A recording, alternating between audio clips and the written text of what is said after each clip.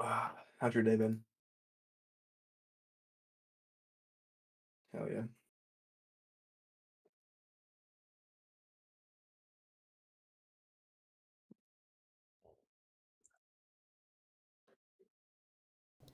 There you go. Got that one set up. I knew something was wonky. I gotta eat my pizza real quick. Yeah. We seem to be the first one in. We're in with the fog. Let's see who heads out Oh yeah. first. And it's Everyone's just just gonna avoid the straight first 5 minutes. white over here. All right. You're gonna be my guy for pulling people in once we start all that. Cool. I'm just Birdo, check some failed. opening my ranch, pack it up, fry pizza. Normally I get the little cups of ranch, but they gave me the packets this time. Can't complain, but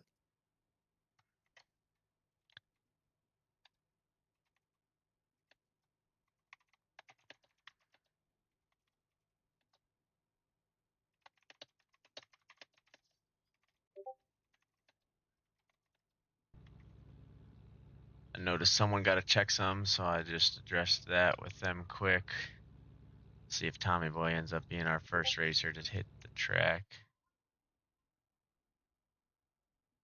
I have to mute him for a minute. seems like he has decided that he wants to disconnect. Who, Tommy Boy? Did he? Yeah. Uh-huh.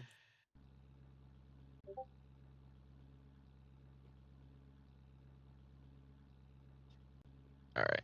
Well, our only racer in left, our second racer who tried, got disconnected for and has to verify Steam files. So we're off to the races. Oh yeah, he'll get in first and he'll get there first laps with nobody on the track. Yeah, we'll be fine. Let's take a look yeah. around. Oh, I put auto I start cannot on, see so quite we yet. can't take a broadcast car around. Oh, it's unfortunate. There we go. There you go. Now Now I you can can see. see. I'm gonna limit your stream quality here for the sake of the viewers. We do got Tommy Boy finally back in, but let's take a look around. So we are doing the chicane layout today. They've got, I like to call this the brim of the cap over here. Yep. And then, this is like Elmer Fudd's forehead heading down towards the chicane. And then the chicane is the chicane, obviously. Uphill, to like, this is like the point of the cap, and Yep. then we'll call it back down to the headband. The headband straight, So I'm picturing this as one big Elmer Fudd cap.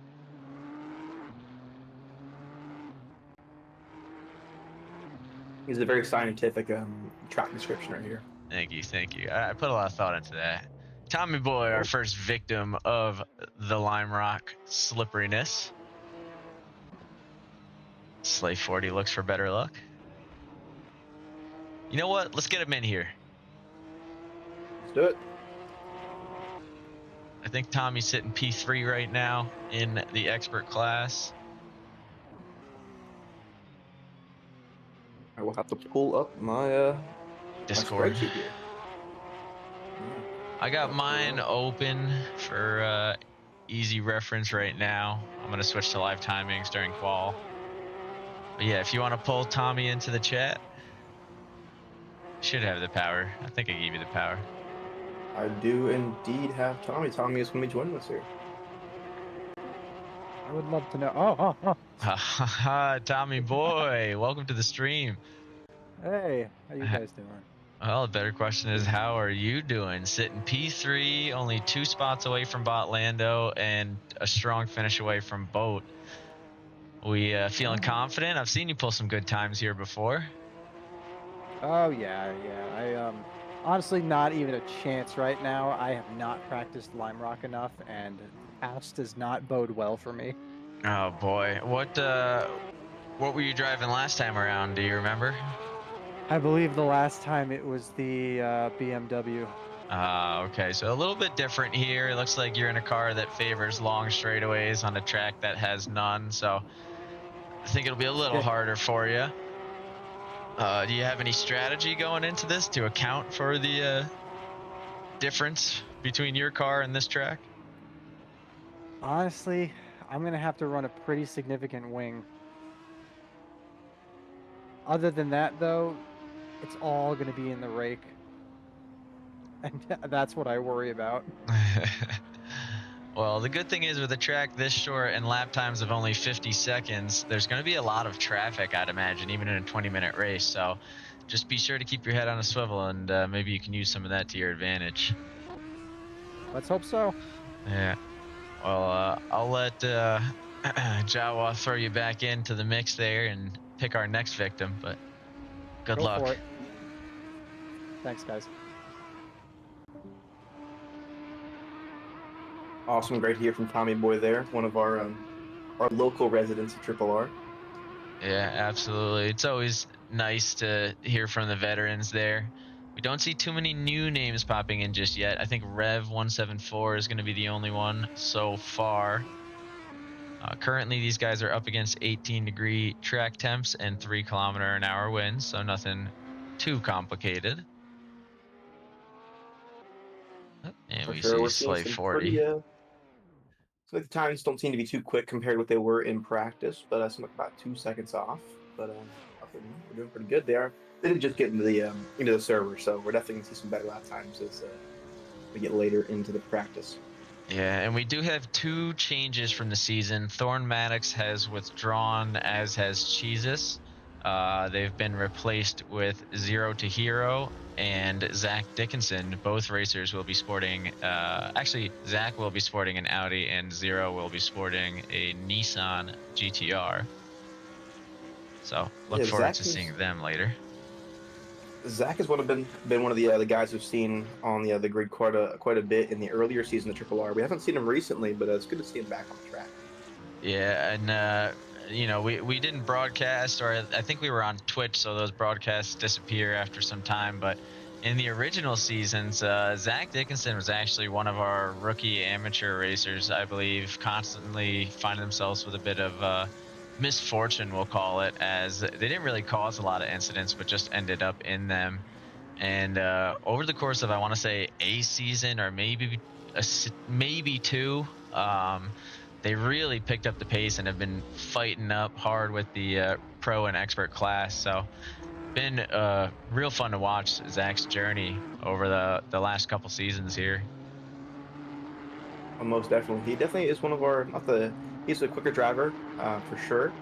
Not definitely is well within the grid, so I'm definitely excited to see how he does, especially coming off of his quite long hiatus that he's had. So we'll see if he can perform and put up some good points today, put himself in a good spot for the championship. Well, I'll let you select the next victim for our interviews here. Let And me take a look if you here. want to take the reins. Let's see here. Got a couple guys that are not looking like they're gonna be talking too much. What about Sebastian? I haven't heard from him in quite a long time. We have not. Looks like he's still joining the server too, so catch him at a nice moment as he's mentally preparing. Exactly. We'll get him in here. Good evening, Sebastian. How you doing? Pretty good. We just wanted to get your thoughts on tonight's race and any strategies or how you're feeling in general.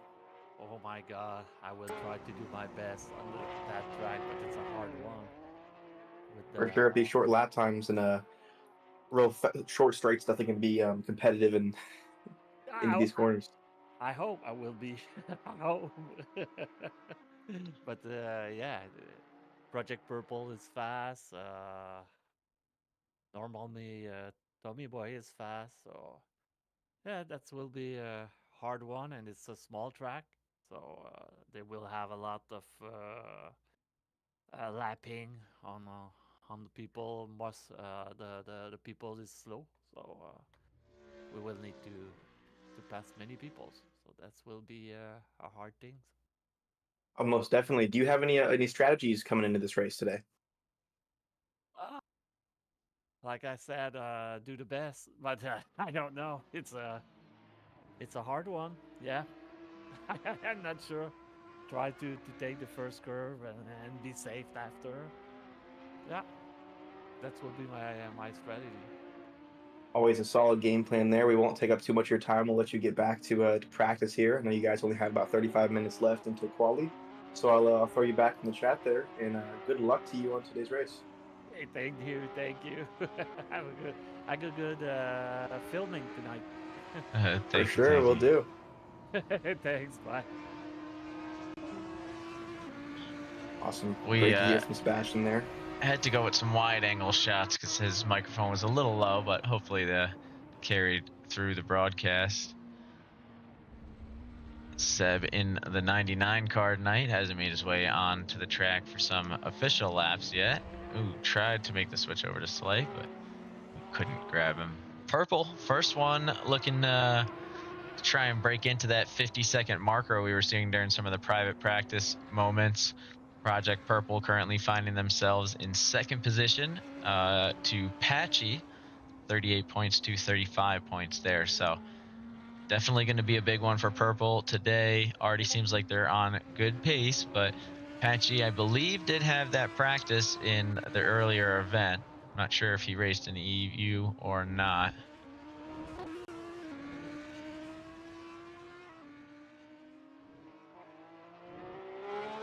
We do definitely see some of the guys who are in the that do participate in the EU events earlier in the day. Do have a little bit of a one up on the guys who do the NA events just because they've already raced the track. It's very different going from hot lapping to racing. Which definitely might give some of these guys one up if they did participate in that event. Absolutely, and we see Purple slowly improving again, 51.56 now, getting closer and closer. I am curious to see how the difference in braking and race lines and everything comes into play, because this is a quick, tight track, and there's a lot of different makes and models we've got out here. So I'm very curious to see what we've got going on. Oh, most definitely. We have seen a lot in the past seasons that guys kind of tend to choose a certain few cars, the BMW and the McLaren being pretty pretty much the best cars. Not saying the best cars, but the most favorable cars to drive on in these seasons. But this season we've seen quite a bit of quite a big variety, I should say, of cars, which is definitely going to be very interesting to see, especially with the big variety in track as well, or in tracks this season. Yeah. Now, one thing that's important to know, other than Project going into the 50 Club, is the line through this chicane here. You can see some of the more experienced racers know you only need to have one wheel on the track at a time. So if you hit this just right, your back right wheel and your front right wheel will touch at just the right moments to avoid the cut penalty. That's why you see a couple of these lines going over the curb. That, on the other hand, will get you a cut penalty. So something the racers will hopefully try to avoid later on.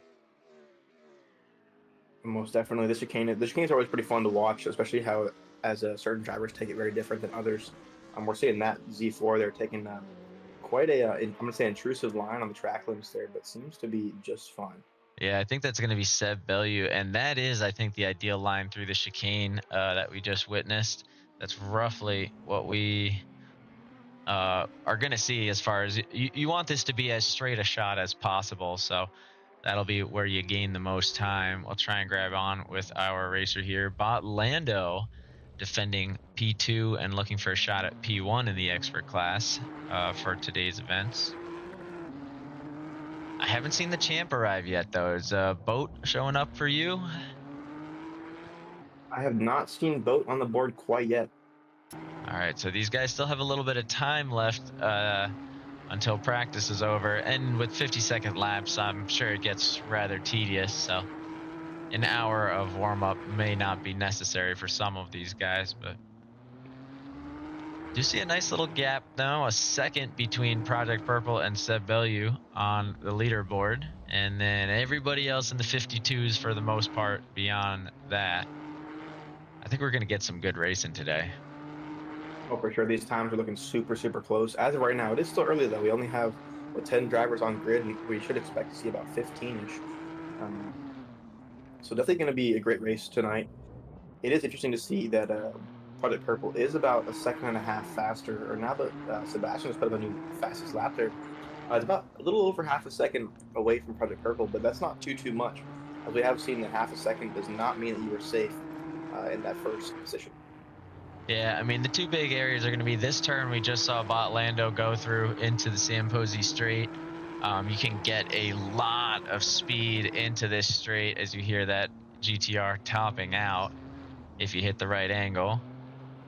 Well, actually, three areas, because this right-hander into the left-hander here, both wide turns. If you take them right, you can keep a lot of acceleration, but other than that, you kind of screw yourself out of some easy speed. And then, of course, the chicane. Those taking it like a chicane rather than a straight line are going to suffer a bit more than the rest. But Lando trying to find a way to get the angle in. You have to take it wide outside and cut at the last minute, I think, is going to be the trick for these GTRs. They don't have that tight turn-in ability of the majority of the grid. The Ferraris can just go full Fast and Furious mode, I think, and they'll be okay.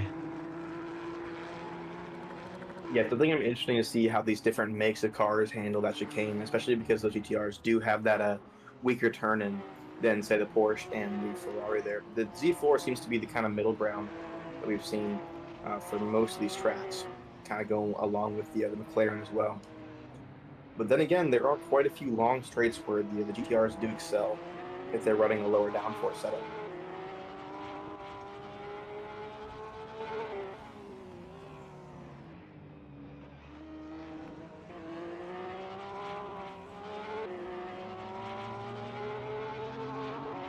And we see the Inferno taking a spot on Bot Lando there.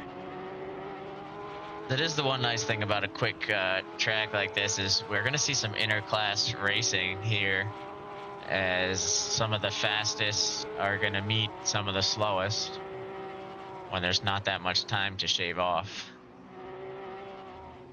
Oh, most definitely. We're only going to probably going to see some pretty small gaps in lap times between the racers themselves. Actually, from when it comes to back-to-back laps, they're going to be putting up laps that are within 2-3 tenths of each other each lap, which is going to make the competition much more close, which will definitely be interesting to see. And speaking of interesting, Lando seems to be struggling to find their way here. That was a much nicer line through the chicane towards the back straight. The chicane on this track's very interesting because of those sausage curves you kind of have on the inside there. Those can be great if you can hit them right, but if you don't hit them right, they can shoot you off or slow your car down quite a bit from rubbing the underside of the car on. Yeah, it is one of those situations where if you know you're going to hit it, you might as well try and at least go one wheel on each side. It would be worth passing the cut anyway. Lando pulling into the pits, hopefully changing a couple suspension components there. Slay showing you how too much acceleration into the straight can be a dangerous thing.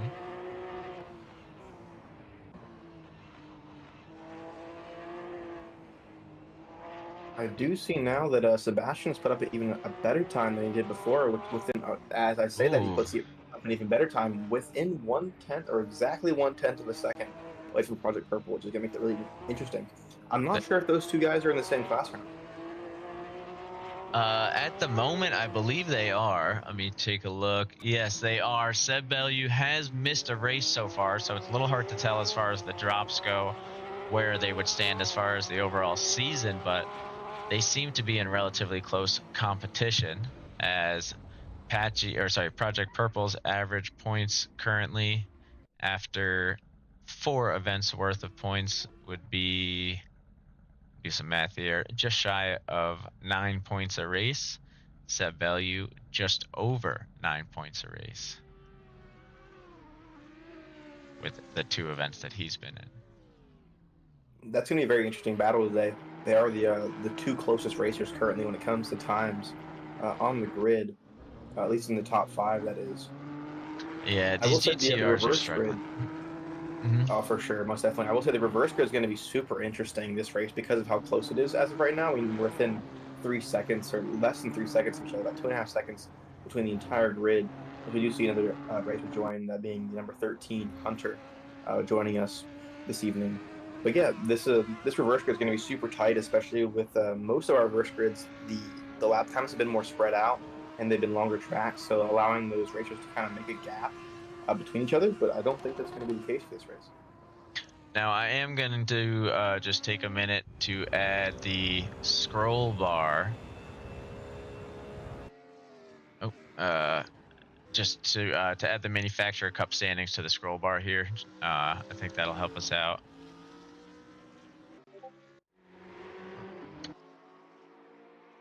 We're now seeing Big Dean Energy in the number 496, that Ferrari that he's been rocking for the past couple seasons. I'm excited to see how he's going to do today. Another one of our more OG members of Triple R. He's been here for quite a while, so I'm excited to see how he does today. He just now finished his out lap and is on his first official lap at Lime Rock. It seems like he was caught up in some chaos there, and will not have the best first lap that he was hoping for. I will say this track is one of the more simple looking tracks, but it seems to be causing these drivers much more hassle than we've seen in the past.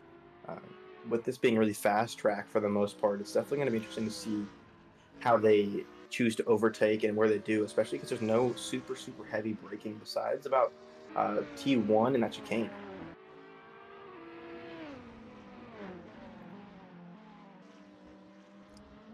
See Sebastian there, improving on his time about 0.03 of a second, putting him even closer to Project Purple in P1, as well as seeing Tommy Boy break into the 51s, being in 51.653, puts him even closer to the guys in the top 2 positions. The rest of our guys, all the way down to P9, from P3 to P9, we're all seeing 52s. So that's going to be a super interesting battle to watch during the race if these times are accurate to what they're going to be driving in the actual race itself.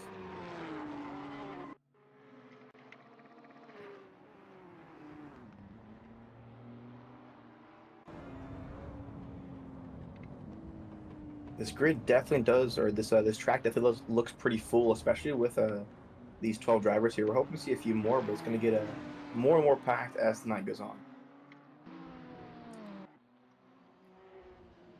All right, so just checked in on the Manufacturer's Cup. Lamborghini is actually in the lead with 35 points, Porsche with 32, and Nissan with 32. BMW 29, Audi 27, and Ferrari 25. So some decent competition there. It seems like Boat in the Lamborghini is really carrying the NA standings if I had to wager, I guess, but quite a good show out. Still could be anyone's event. Almost definitely. Speaking of the Manufacturer's Cup, I'm not seeing a single Lamborghini on the grid currently. That I'm not. So this could be a big win for them, or a big blow for them. Now, we are going to do some drop points for the Manufacturer Cup as well. We are only going to drop the 2 lowest events for manufacturers, though. So not as much of a wiggle room. Boat may be the only Lamborghini on the grid.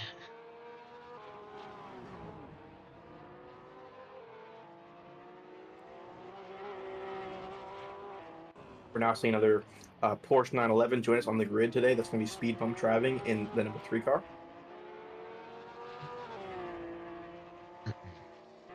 Speed Bump, one of our fellow broadcasters, takes care of the AI broadcast when Java and I are not around.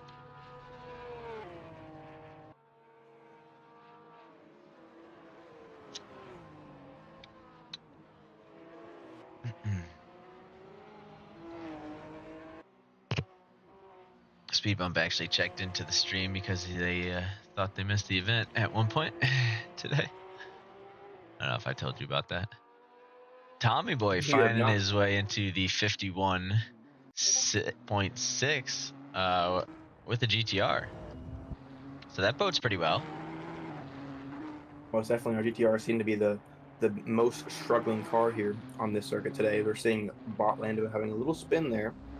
Seems does seem that Tommy Boy is able to avoid that incident, but definitely could have been a a big bit of contact there. Ooh, as he Tommy goes does seem to over cut the that chicane a curves. little bit. I think we're going to see a red sector 2 here in just a moment. Taking a look at the live timings to confirm as he goes under the bridge. It's still a valid lap. Interesting. So they can really ride through those chicanes, it seems. I wonder if it's because the GTR is so long or because the limit is so wonky. Could be A, could be B. It does seem that that was his outlap, so that might have not taken that into consideration. Now, did you say boat a third time or did I? Because That Beetlejuice has been summoned. The Lamborghini is now on the track. As we see is the menacing Matte Black 96 take the grid once more. it is great to see all of our manufacturers out on the track today. The boat struggles a little bit through that chicane. Also, is his first lap, so I was going to say, I'll chalk definitely that to cold tires. most definitely. I definitely can't give him too much crap for that one. It's definitely his first lap out, and he is just getting comfortable with the track, the tires, the temperature, and the winds. That is one mean sounding car, though, huh? Holy cow. Oh, most definitely. Those Lamborghinis do sound great. They also look super aggressive and mean as well. One of the more aggressive looking cars out on circuit. Yeah, I mean, just imagine this in your rear view mirror, because that McLaren, I think, has a camera, and so does the Ferrari. So this is what you would see down the back straight. That's I think I'd definitely get an out of the way. intimidating looking car. You know, I might as well, especially if he's one of the faster drivers here. I would definitely be more inclined to get out of the way if I was not there battling with him. Yeah, and I mean, this is a nice example. We do have Hunter behind in the BMW. Hunter is going to be warmed up on the tires and have a little bit better grip. Boat coming off of the outlap, and we'll watch that Lamborghini scrape out numerous times. We're going to have to check the floorboard, I think, after today's race. We're definitely lucky it isn't an F1 race where you have that plank to worry about. Yeah. So forget about intimidating with the Lamborghini behind you. Being behind it, you're going to have sparks kicking up at you if you're close enough. I know it might seem funny in a sim race, but that will throw you off, seeing that coming close to you. Oh, for sure. Anything that distracts you from the races can definitely be a detriment if you're not completely locked into the track and the cars in front of you.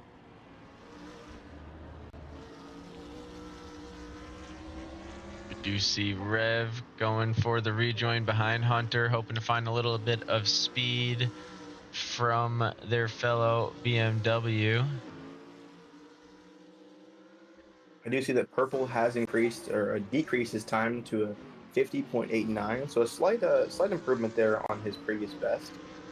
Very similar to the times he was running in practice there. That is actually his best time for what I'm seeing here.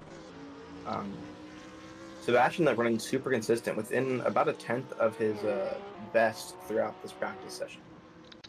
Yeah, and speaking of consistent, we do have consistent chaos starting to form around the grid here as everybody seems to be bunching up left, right, and center, trying to see who. I think it's going to be Big Dean Energy coming up the rear of this grouping.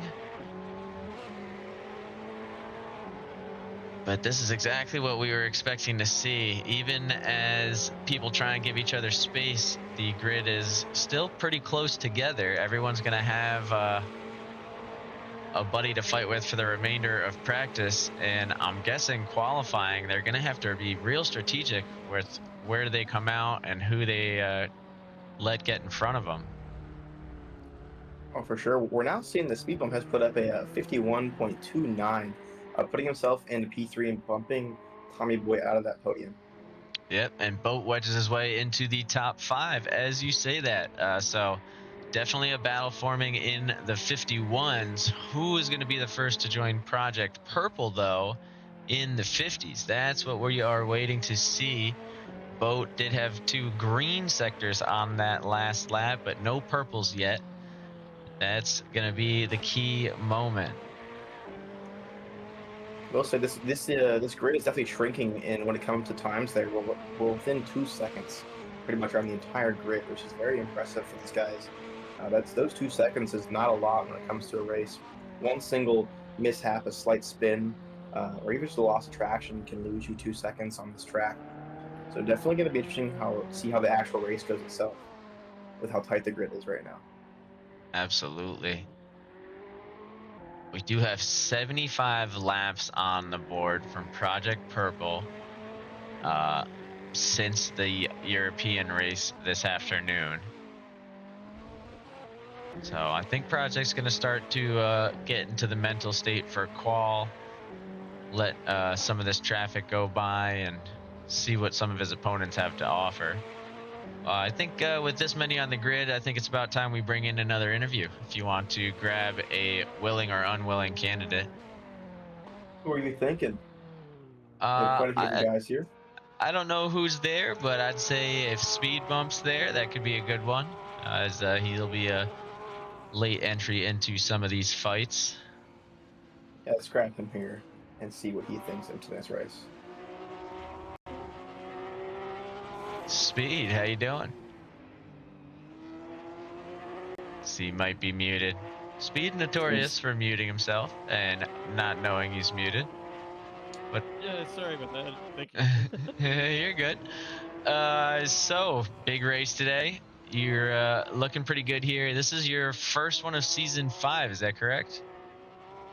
Yeah, pretty much. I missed the first one, and the second one I dropped out. Yeah, well, that's going to be exciting. I mean, you are starting technically from the back, but with all the drops, I mean, you're very well in the action. But you are going to be one of the few drivers unranked going into today's races. Where do you see yourself falling?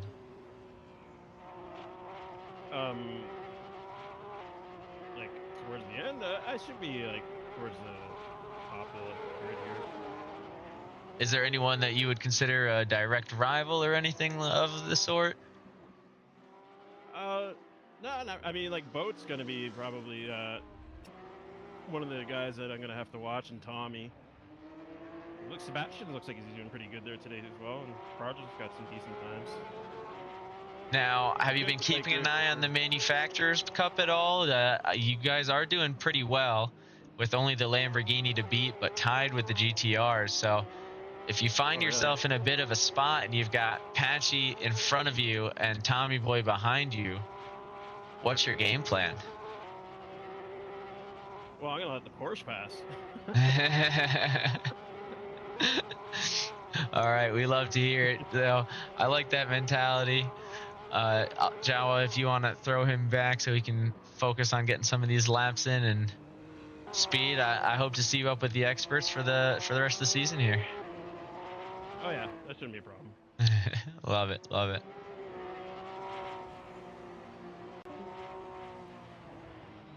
Alrighty, great to talk to Speed Bump. One of our faster drivers here tonight. We'll see how he performs. Yeah, with a lot of confidence there. I love to hear it. Now, to his credit, almost definitely will end up in the expert class based on all other performances, not only in GT3 seasons, but other seasons as well. So wouldn't be too surprised.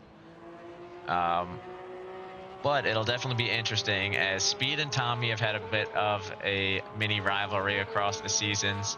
I know Speed's definitely looking to get back, not at Boat, but Boat did win last season and Speed had a relatively decent chance, so hopefully this will be the one.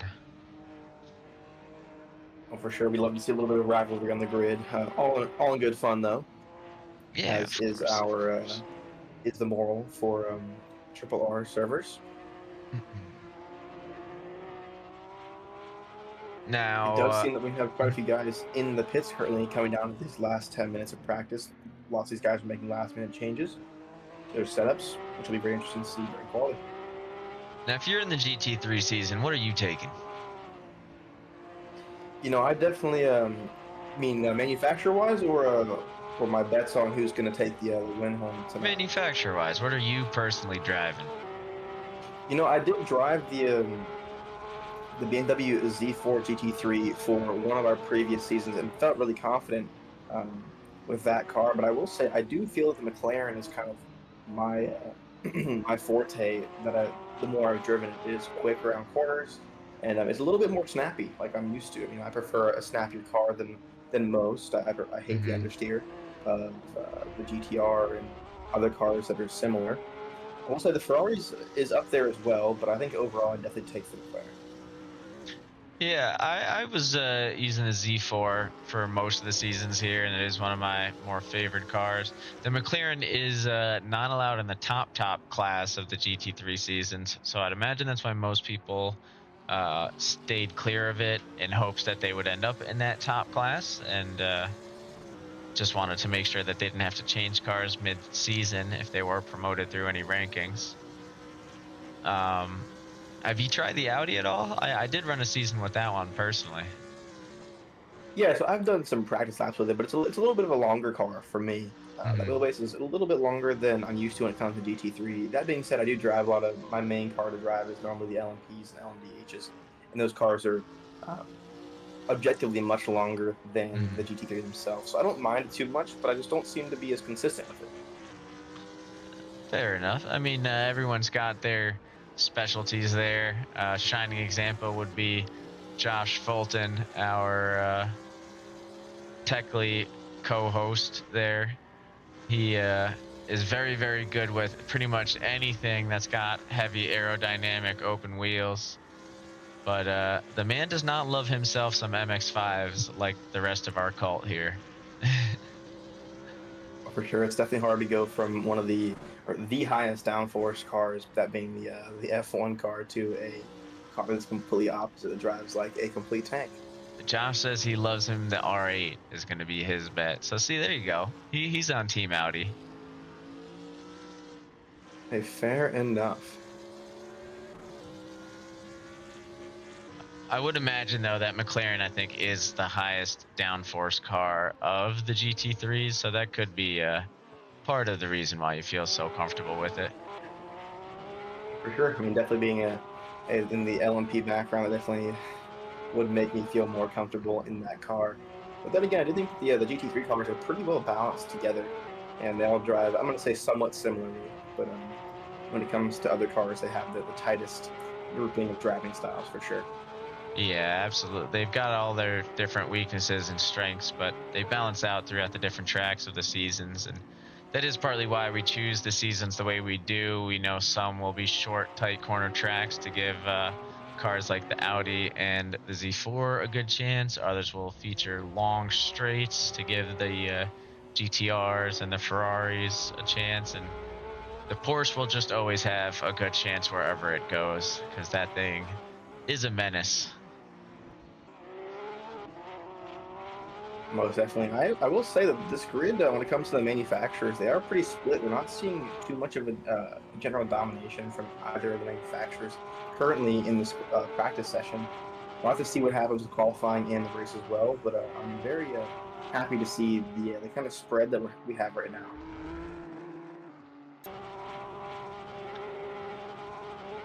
Yeah, and it looks like I'm not sure that we're going to have our last minute entries from Zero to Hero or Zach D tonight, as we don't see them on the grid just yet. We do still have a large number of racers on, though. Where are we at currently here? Just to get our live timings back up. Seems we have had 15 racers now going out, so still growing slowly, as we've got Fudzy now in the 19 car. Looks reminiscent of the BMW Mafia from season 4. It does indeed. I love that lime yellowish green accent color along with that almost charcoal black color he's got going on there. Yeah, I'm not sure if it's intentional, but the way the sun is hitting some of these areas, it does give a slight metallic nature to it. which you don't see as often. Usually it's got like just a pure gloss. But you can see kind of in those edges, that might be a little more straight gloss than I thought. Well, look at it from back here. That's great. Any way you look at it, though, really awesome livery. Loving the uniqueness and creativity we've seen from liveries this season. Nothing quite like it. Yeah, I mean, this is again one of my favorites over here. Project Purple going the extra mile with the board there. It looks like a few racers may have, as I see a Gulf one. I think that might be it then. Oh, I see a multicolored Zeus Hurricane. It does look like we've had a few designs shared on the pit boards here. Head on, I believe that is going to be Todd Moonbounce's Lamborghini. That is pretty nifty, I gotta say. Oh, and they've got all the little pit boards on there too.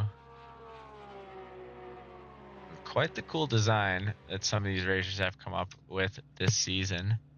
We can see exactly where they're supposed to be parking. I will say, I just saw that Sebastian just put up a 50.896, putting him quite literally 600ths of a second off of Purple, which is a very, very tight gap. Well, we should see those guys battling for P1 in qualifying, given they only have 15 minutes to that best qualifying lap. So we'll see where they both come out. We'll say I've seen our top 6 drivers are all within the 51s right now. The last of our 51 second driver is going to be Boker, 51.722. We will see if Patchy can put up another lap here. He's only 500ths of a second away from breaking that 51. But as we've said before, this is a super tight grid. We're seeing these guys all within about 2 seconds, and that's really impressive. Yeah, I am curious to see. Speed Bump has been toying with the edge of those 50s, you can tell. Doesn't look like this is going to be the lap that he does it on, but can he hit it before we head into the qualifying times? As that will send a message. We will have 3 different manufacturers sitting in that 50-second range. And it'll show that despite being out for 2 weeks, or 2 competitive weeks, he is ready to dominate the rest of this season, given the opportunity. For sure, will definitely be intimidating for the rest of the drivers if he can put up that 50. Just showing his kind of dominance when it comes to all the tracks we have this season. Now, I'm curious to see what that Lamborghini is truly capable of come qualifying time, but this could be one of the few tracks where that manufacturer's choice is really going to come to bite Boat in the butt a little bit.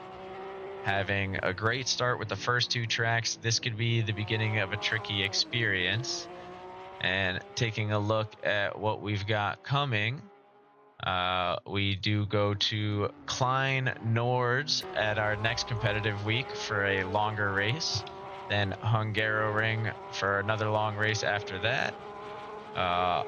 Oschersplen for a 2x20, and Olton for a 2x30 after that. So I think the Lamborghini still has a few tracks in its favor coming up. Oh, for sure. I do love watching those longer races. It really just shows these guys where they kind of exceed and struggle, with it all being about consistency. That is kind of my motto, especially being an endurance background. So I will say those long races kind of are one of my favorites to watch.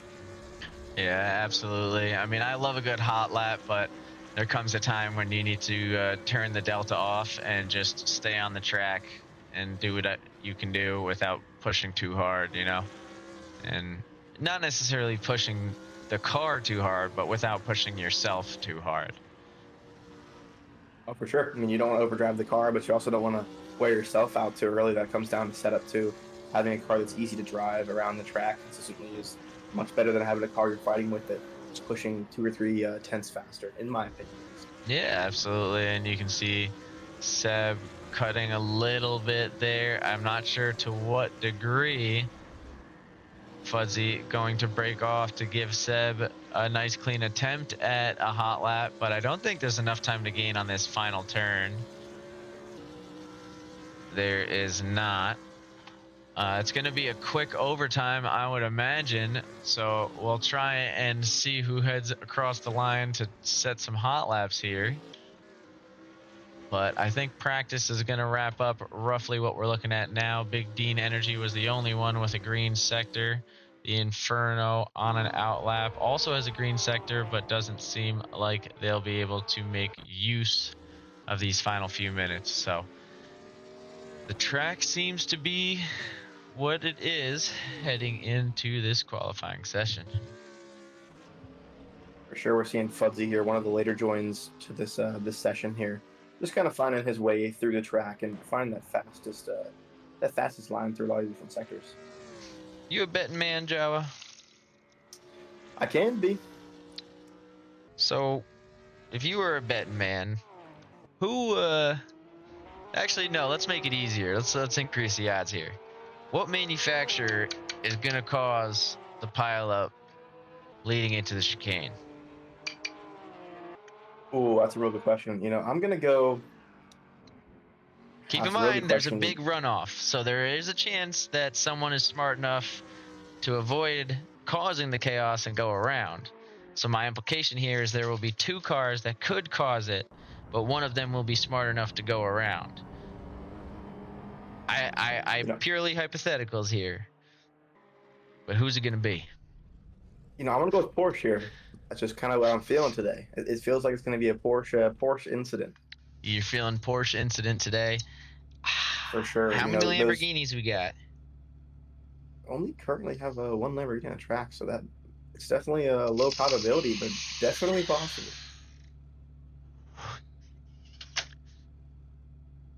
That's a tough one. Because usually I'd say Lamborghini, because I think they have for me personally, I have the hardest time braking with those into turns. But I will definitely agree with you on that, but I will say those Porsches, if you are too aggressive on those brakes and there's a lockup, that car wants to spin right around, and when you have no control, there is no getting to the runoff. So that's kind of what I'm basing my guess off of. We have Josh in the chat saying Z4, another great guess here with them having 4 cars on track currently. It's definitely another high probability that it could be a Z4. As I'm going to step out for just one moment before quality gets started here. Give a little break for our broadcasters.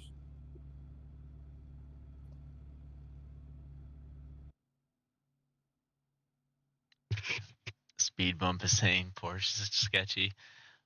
So we got a Z4 bet, we got a Porsche bet.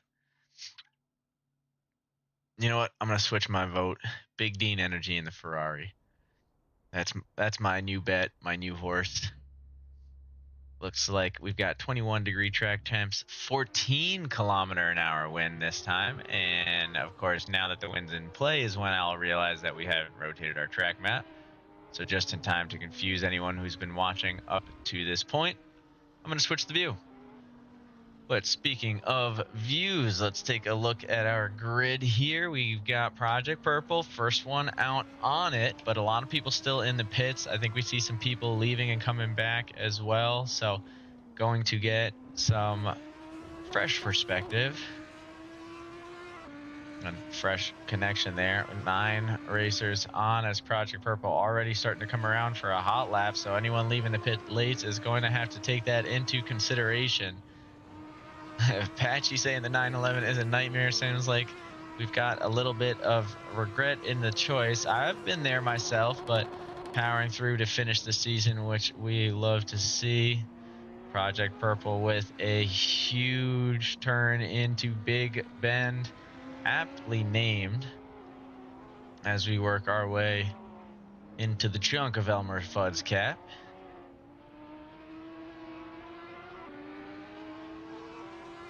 So 59-second outlap isn't too bad, especially when you're already looking to be almost 8 seconds up on that time. Struggling a little bit to make it across the chicane there. We'll see if we can get another purple sector here in sector 2. We don't. A green one, though, so moving up on his time. Project Purple getting closer and closer to the line. Going to be the first clean lap we see of the day. and it is a 51-4. So a lot left in the tank for Project as they swing into Big Bend. Going to have to kind of adjust themselves heading into their next attempt. Seb Bellew now coming across the line. That's going to be our next racer to put up a good, solid, clean race or clean attempt, and it's going to be a 51-1. We'll see how Tommy Boy fares working his way back down through sector 2, looking a little bit better here, still in the green. Is it going to be enough to be competitive on the first hot lap attempt? Not quite. Looks like we had a cut somewhere, so Tom's going to have to send it around one more time and see what they got. Let's check in with the black Lamborghini here. 5 seconds off the pace. Definitely odd for the time. As we see Slave 40 also struggling a little bit with the Porsche. We'll see. It looks like Speed Bump actually was the one who did say the Porsche was sketchy originally. So all Porsche drivers chiming in to confirm it is one of the sketchier options that we've got.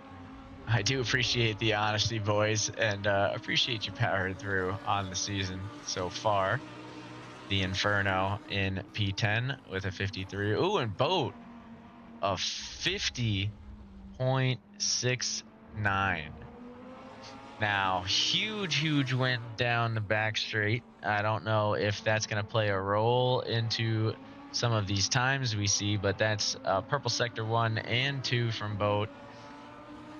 It seems the bear has been poked. I don't know if he checked in on the broadcast and heard us talking shit, but apologies to the rest of the grid as he's awake and he is ready to play. Speed Bump, 51-1, I think right back at the time he was at practice. So now working on getting into the 50s once more.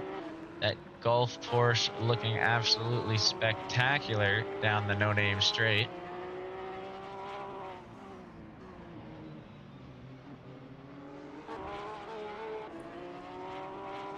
And a decent line through the South Chicane, but doesn't look like there's going to be any improvement this time around.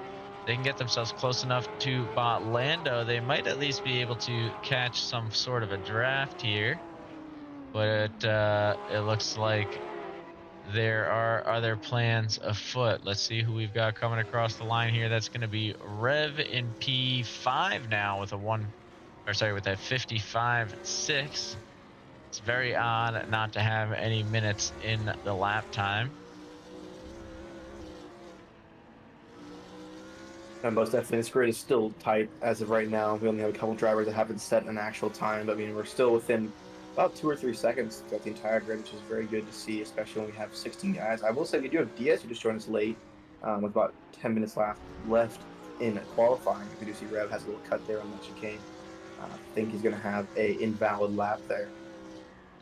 I think so as well. I'm keeping an eye as they get closer to... Oh, it's actually counting that lap currently. It seems like this lap might count. It does, sending Rev into 51.39. I would call that a questionable one, but you know, it is what it is.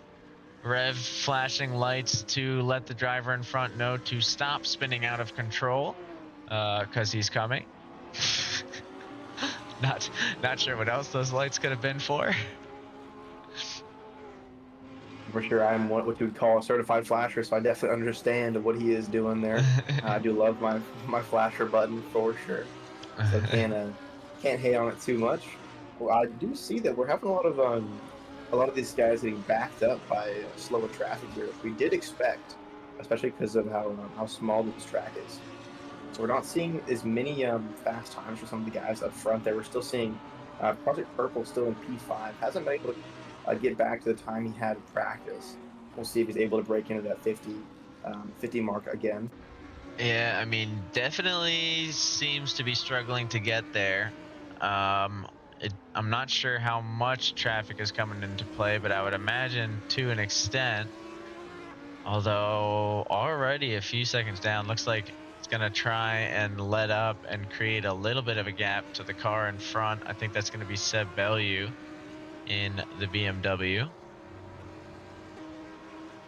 A little bit of a weather change there. So now it's a 16-kilometer-an-hour headwind down the straight. Seb catches the last little bit of a tailwind, puts up a 50.9. 16-kilometer-an-hour headwind. I don't know if these guys are going to be able to get the top time anymore. Yeah, those straights are definitely going to be much slower than they were before, with a more aggressive headwind there. I do see that I don't think that we're going to have too many more fast times, especially with how clumped up this traffic is currently. These guys really got to pick when they go out on the grid to get that best time.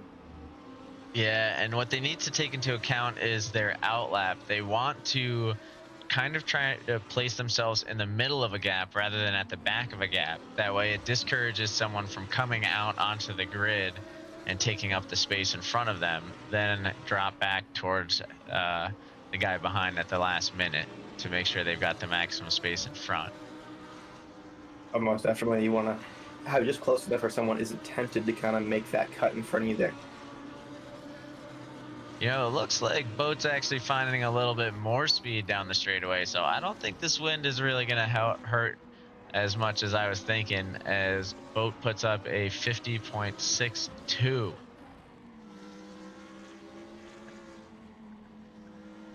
He does seem to get stopped up there by the driver ahead. That seems like that might be Rev there.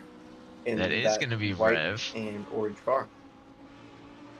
But we're going to take a pause to look back at the newcomer on the grid in, looks like the red GTR 0 to Hero. So it's going to be another GTR racer on the grid. Seems like this was actually one of Purple's original liveries that wasn't working one of the earlier seasons. I tried to see if I changed it enough to work, and short answer, did not. So he will be rocking the red livery this week. Probably will change going down.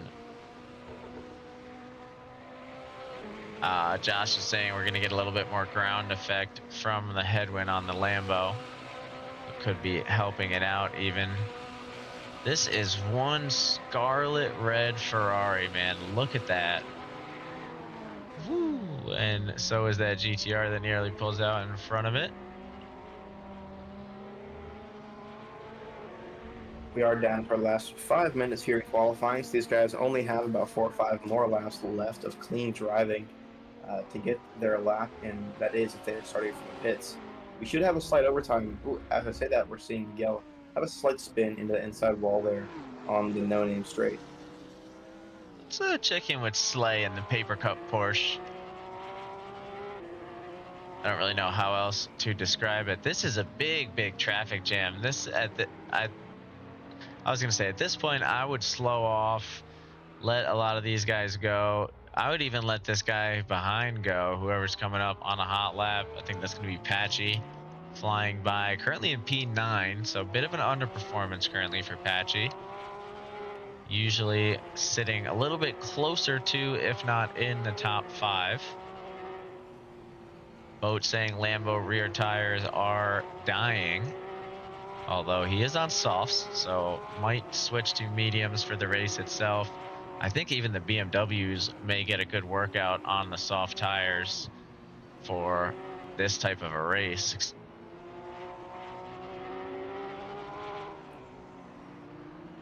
Almost definitely. Those rear left tires are really going to be hurting today, especially with there only being one left-hander technically in this, one left-hander, in this entire track. So that's definitely going to be interesting to see how the tires degrade throughout the race. That means that it is a very uneven track when it comes to tire wear.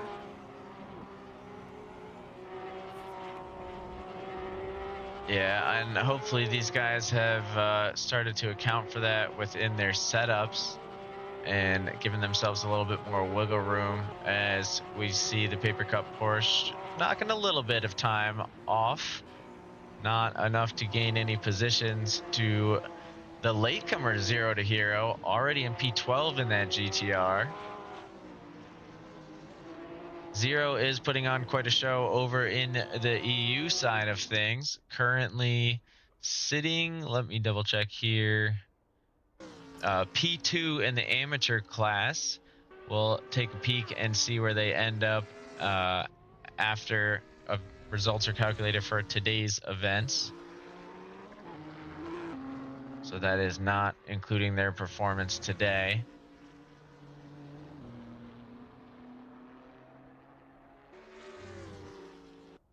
I do see they have already disconnected for the moment. So hopefully they do return with us in a little bit. Seems like they are both back in here. Speed up and Zero to Hero. Hope to see them on the grid for the race itself.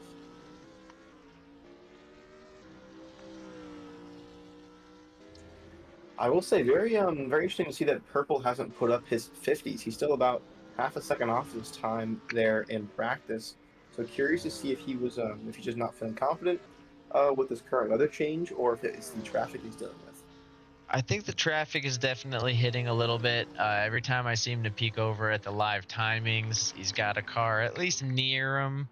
And I don't think it's so much that the traffic is affecting him, but it's affecting his mentality.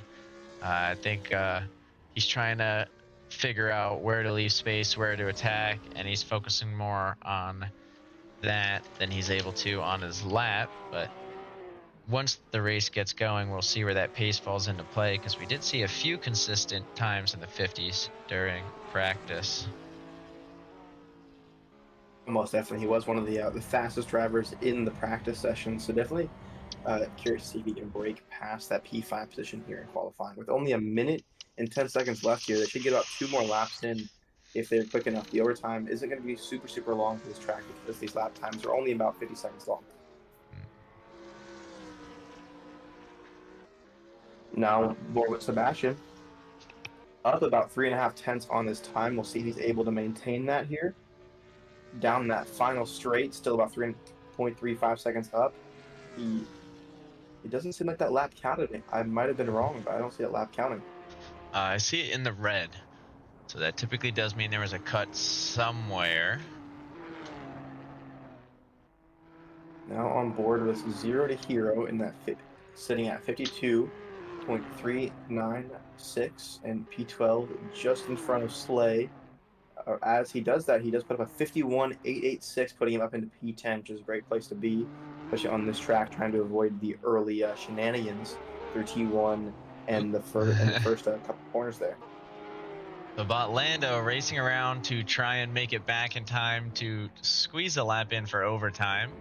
Botlando currently sitting just behind Tommy Boy, so I have a feeling we're going to see some familiar sights there.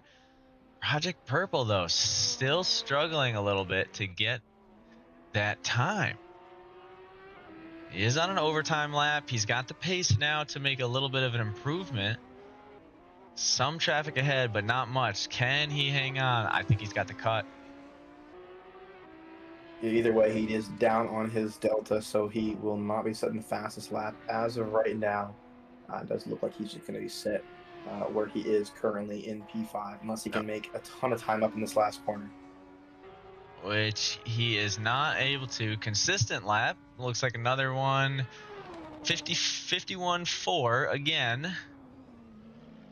So consistency is definitely there. Actually, I just noticed Project is on the mediums. So that was a 51.4 with mediums. I think Project's actually trying to get some practice in for the race pace. A lot of these guys have been working on softs this whole time, so when they switch over to mediums, they're not going to be ready for that first lap difference. So this does give them a decent spot to be in for the race. Now the question is, who else changes? I think the Lamborghini's going to have to, and I think the Porsches as well. But do the BMWs? I think it's probably a safe bet to run mediums on all the cars around this track as of right now. Just what I'm seeing, the tire degradation seems to be pretty high. Seb is going to be a wild card. I think Rev is going to go softs. I think Hunter is going to go mediums. Fudzy and Brennan Diaz are going to go softs. That's my prediction. I honestly have no predictions currently. I'm just excited to see what they run. I do see that Project Purple's best lap, that 51.410, was on soft. So he may have been Yeah, running a but medium just for a the end. 51.425 was on mediums. Yes, very consistent even with his tires, the tire change there. So it's interesting to see if he does, if he's able to keep that 51.4 throughout the entire race, and if he does improve at all. These 20-minute races do give these drivers time to improve, especially seeing the cars in front of them making more time in certain places kind of gives you an idea of what's faster and what's slower. Exactly. Now here we are, just about a minute and a half away from our race. These guys are getting their last minute chance to change any sort of setup, anything about their setup they want to change. We will see a couple guys change their setup last minute. I normally stick to leaving my setup because I've been comfortable with it for the other 15-minute quali, but some guys do have things they want to change, just minor adjustments. And I have noticed there are people who actually will have a different setup as far as race and qualifying goes.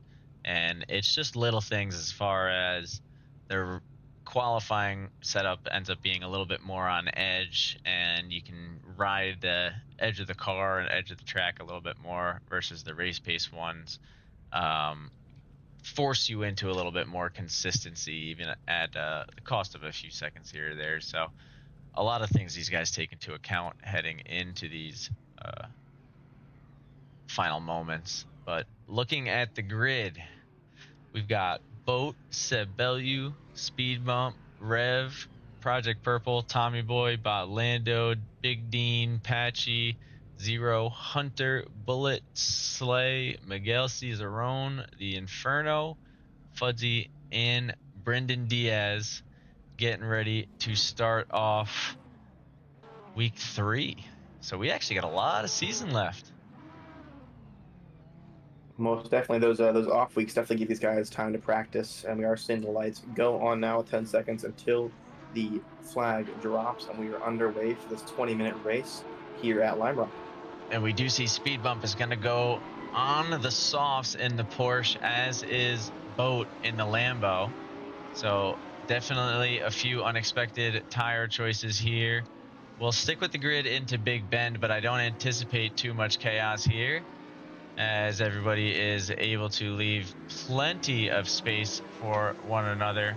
Trying to check in on Zero to Hero in that Lamborghini. We're going to get a few position changes as we head in towards the chicane, but this is where I want to save off. Let's see how everybody makes it through. We already have a little bit of contact there, but I gotta say, this is relatively clean lines. Everyone's left each other a little bit of space, and we keep moving. Slay the Inferno having a little bit of contact, I think, forgetting where they stand in the Manufacturers Cup. They need to work together, as they never know where their points are going to come in handy.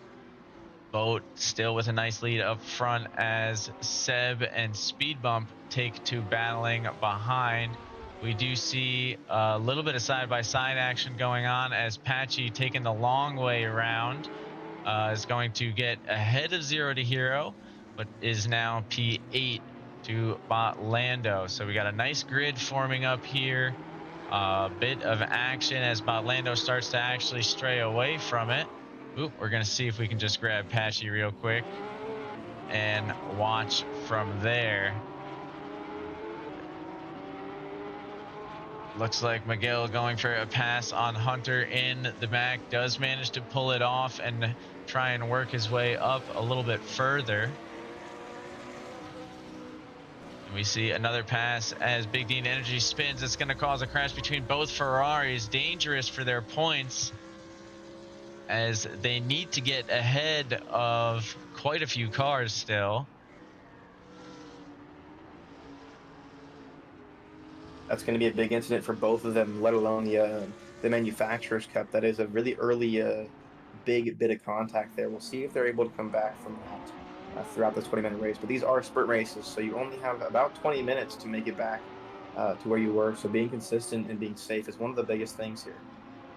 And we didn't address, but it is a 24-degree track temp and 11 km/h kind of headwind on the straight, so not going to be as much in effect as earlier in the events.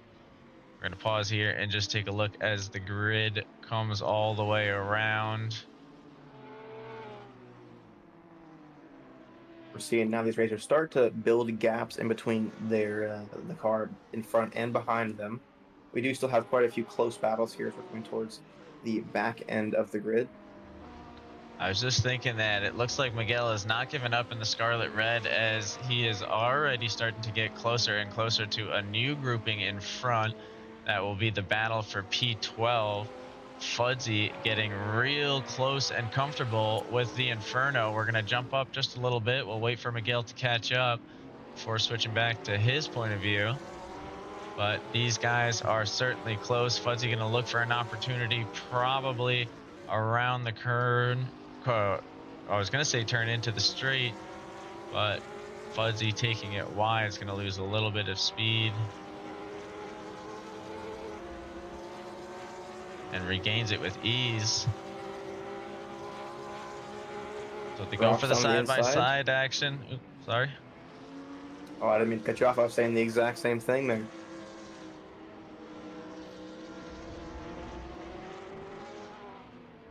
We do see Fudzy make that pass, as it looks like the Inferno goes wide, comes off the track. That gives Miguel there time to get in front of him. We're now on board with 0 to Hero, fighting with Patchy up front in that Repsol Porsche.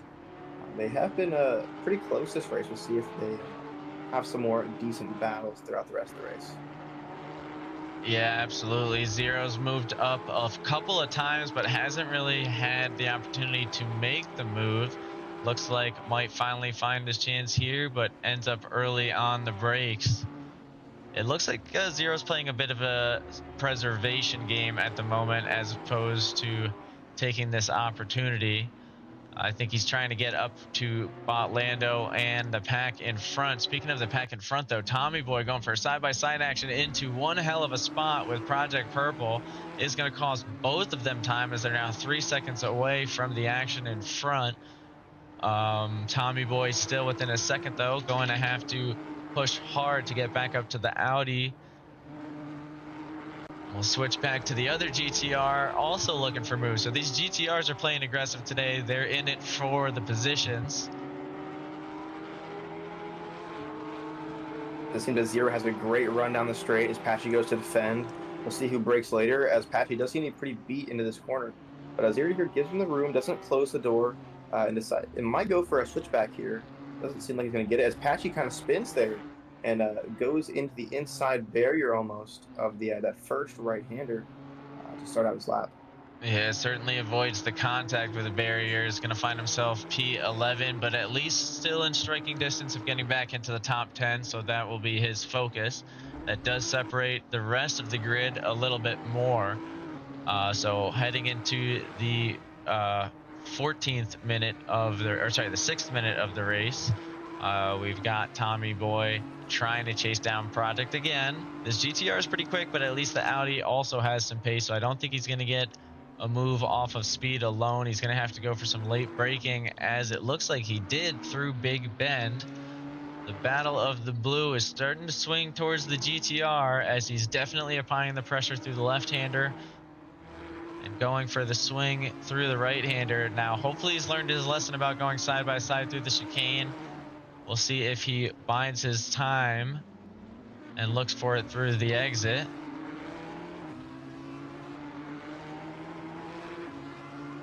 He definitely was not interested in going side-by-side in that chicane for a second time.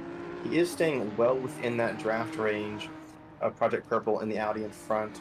I'm curious to see if this final straight will give him anything. But speaking of that, he does lose a little bit of time on the exit there, kind of making that gap a little bit wider. But it's still within half a second, which is well within draft range for the GT3 cars. So we'll see if he's able to make the time back up.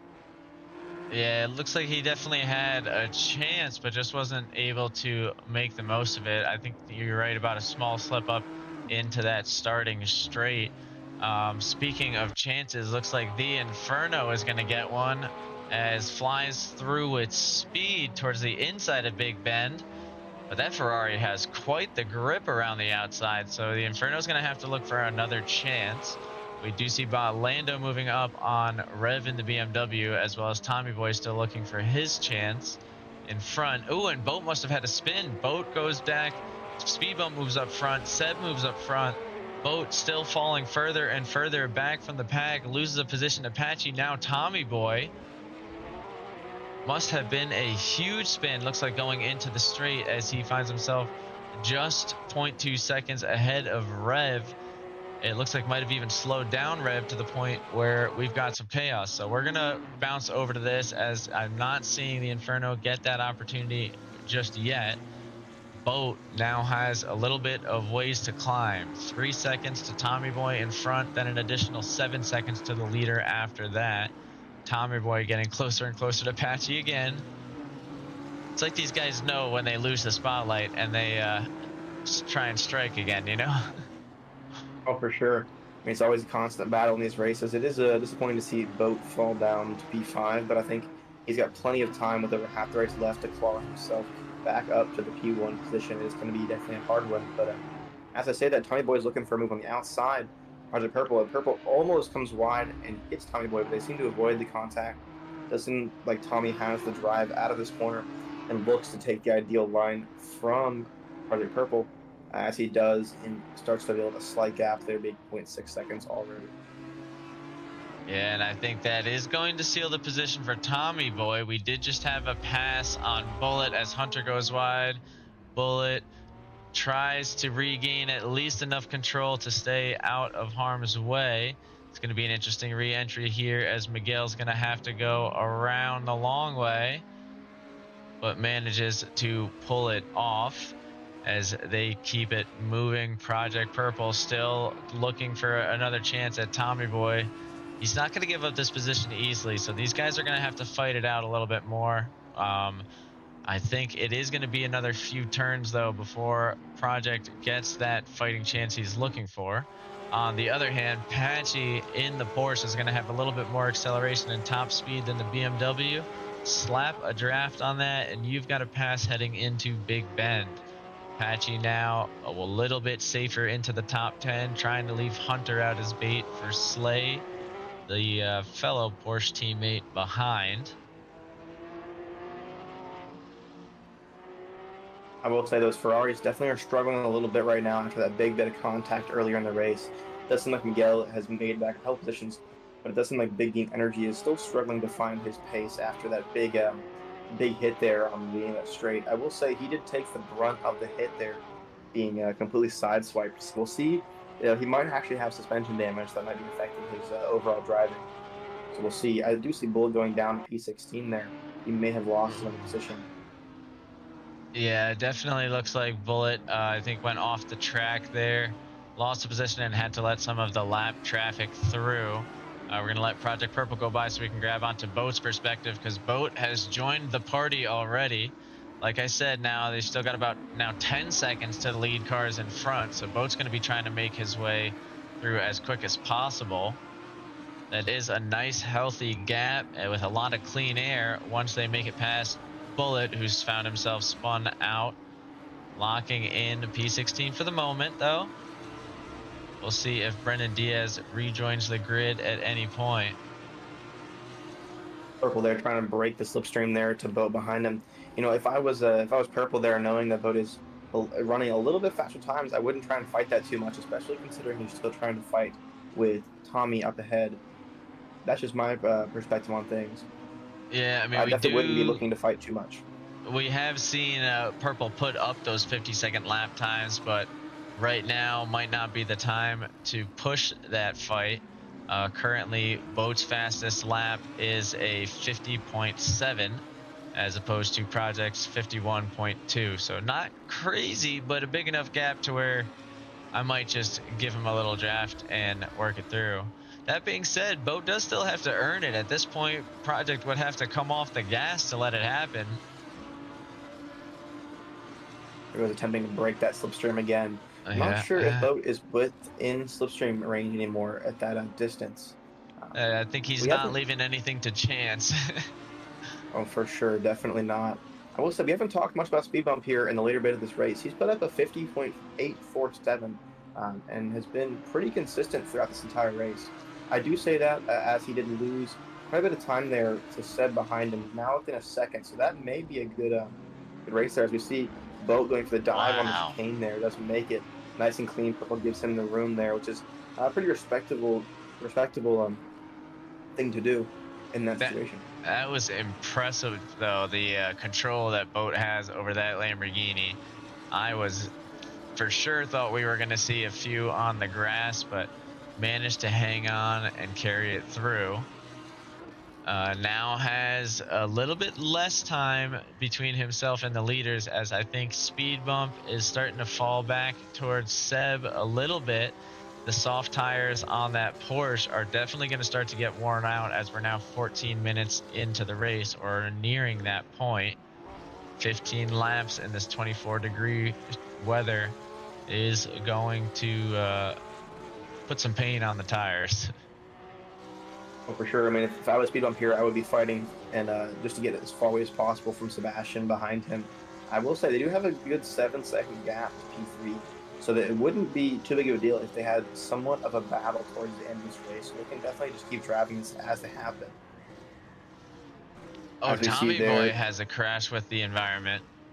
He goes into a wall, finds himself behind 0 to hero into the straight. So lost a lot of positions. And we see Rev and Project Purple, according to the live timings, have a little bit of a collision. Ooh, Seb going a little bit wide there. It does cost him a little bit of time, but he does seem to make it up pretty quick and then stay within the leader there. It seems like Speed Bump's overtaking a lap car here. That seems to be Big Dean Energy. Very respectable there. I do see Sebastian flashing. It's a little bit early for a flash there.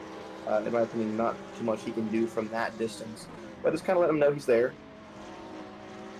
Yeah, just probably reminding him that there's a second blue flag car, just so that he doesn't lay off the caution too quickly. Dean doing a good job of getting out of the way to let the battle continue as they start to move up on the Inferno in front.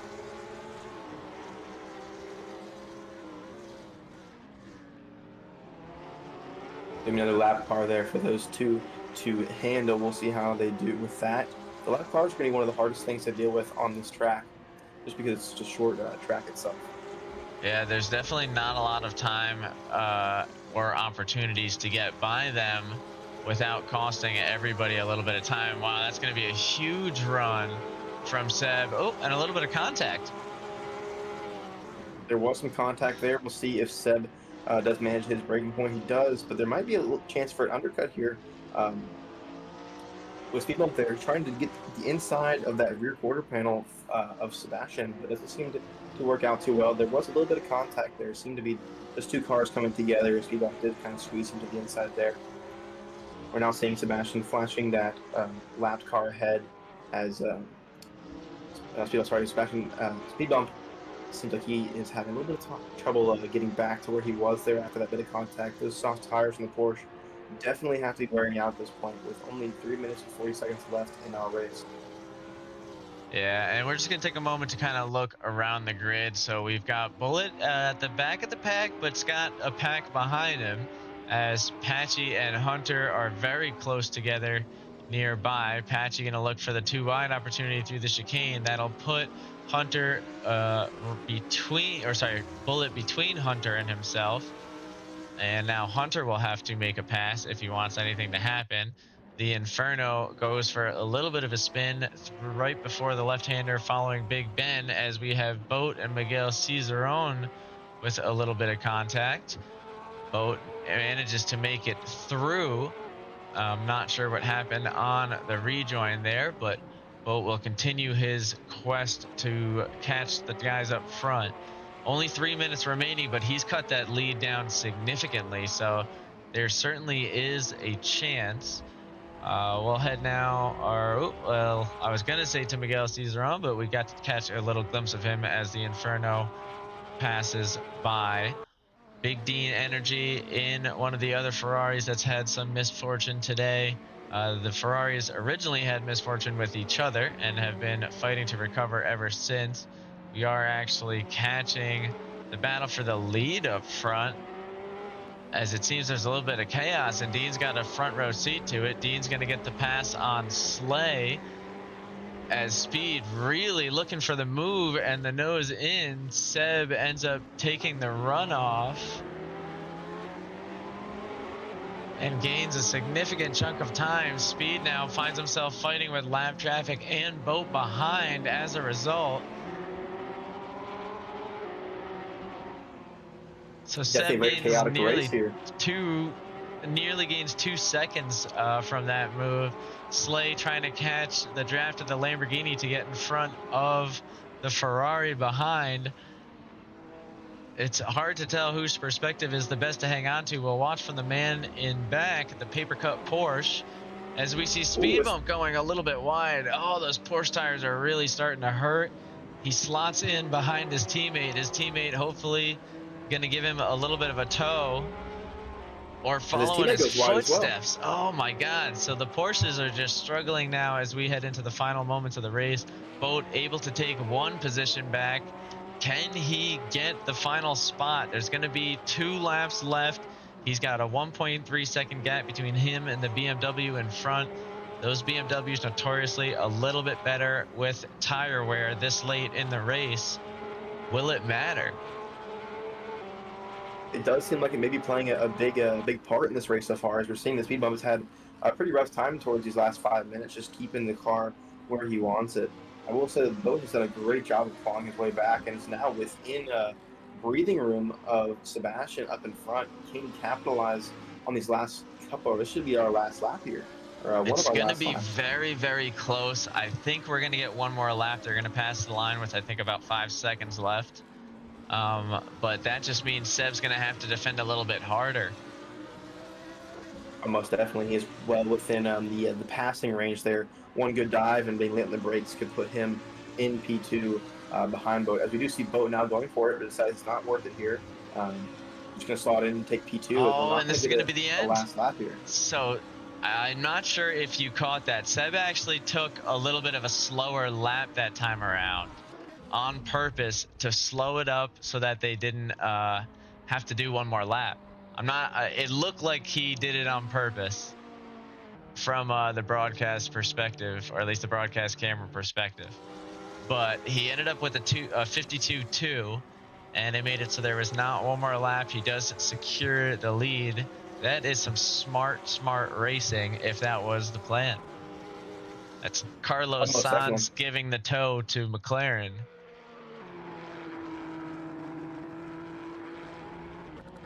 We do see the classic Triple R chaos at the end of the race. A bunch of cars getting thrown around there. Oh, I didn't know there's a very long runoff for these guys to barrel down. It looks like we've got one more coming in hot. We're about to go bowling. I'm surprised it decides not to. Some cars do have a little bit of restraint on our grid here. It is hard to not want to go bowling, especially when you see a bunch of cars lined up there just for the picking. I always go bowling, but I don't have a direct drive. I feel like most of the guys with direct drives don't go bowling, and I can't blame them because, it's nice to not have broken wrists and things. That's fair. I definitely just let my hands take them off the wheel there and just let it happen as it happens. Yeah, and just don't touch it until you get sent back to pits for a race too. Well, that's the best way to do it, for sure. And that was definitely a very, very interesting race. A lot of chaos, as well as all the great passes we saw there. Definitely a big upset there with Sebastian coming in P1 there. He was definitely looking fast in practice in quali, but wasn't the fastest on grid. So definitely awesome to see him come out with a P1 there, followed by Boat, and then Speed Bump to bring up the P3. I would certainly love to get Speed Bump's perspective on what happened towards the end of that race, but perhaps we'll check in with him later and update next week, as I'm sure the focus is now how to prevent that from happening race 2. I think it's going to have to be the tires there. I think it would be my assumption. Yeah, I mean, it very well could have been. I think we might see a report on that just to get a second pair of eyes on it. There's always a lot of heated emotions going through these races. Just trying to be as competitive as possible. So we very well could see a little instant report, just looking over it, and just a good learning opportunity for all the drivers. As we are now in our about minute and a half until race 2. It's going to be the final race of the night, which is a reverse grid. So we're going to see Bullet as P1. I don't think Brennan Diaz completed enough laps to be considered um, a true P17, which would put him in P1 for the next race. It's really going to be interesting. That does give Tommy a better position, though, towards the beginning of the race. He was one of the faster drivers here in practice and qualifying. So we'll see if he can capitalize on having a better grid position towards the beginning of the race compared to our guys that finished top 5.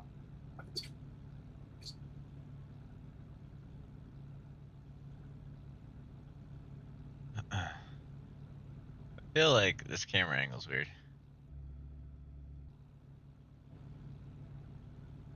Oh, it's probably because the car's not moving.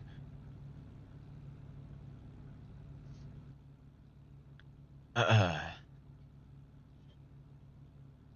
hit my E-stop between races. Oh yeah, your emergency stop. Josh is saying he basically like turns off the wheel just to be safe.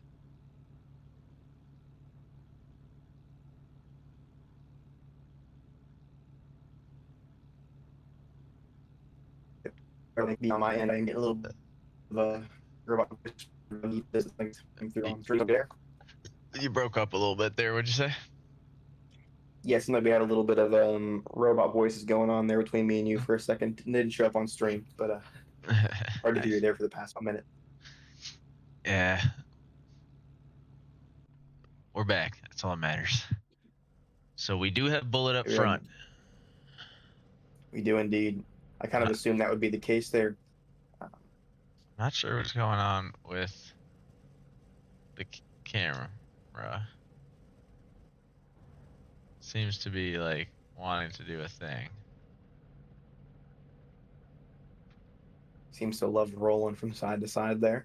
Yeah, I'm not sure what I clicked on. Okay. Seems like it might be fixed now. I fixed it. There we go. Just got to click more buttons. 20 seconds left. We'll try and do this one quick. Bullet, the Inferno, Miguel Cizeron, Slay, Big Dean Energy, Fudzy, Zero to Hero, Hunty, Patchy, Tommy Boy, Rev, Botlando, Project Purple, Speed Bump, Boat, Seb Bellew, and Brendan Diaz to round it off. We'll head back up to the front of the action as the lights get ready.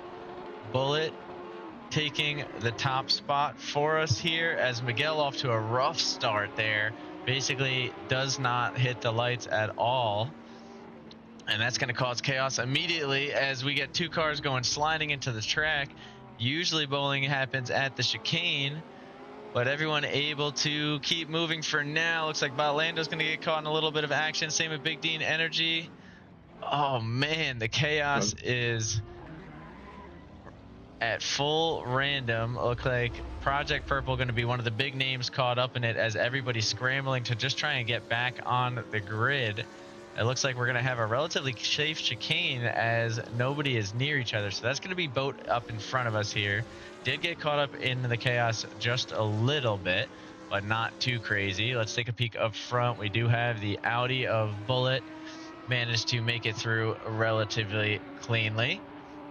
So that'll be safely through the same Posey straight and through Big Ben. We'll take a look at the overall grid here as seems like we might have a little bit of contact for Brendan Diaz there.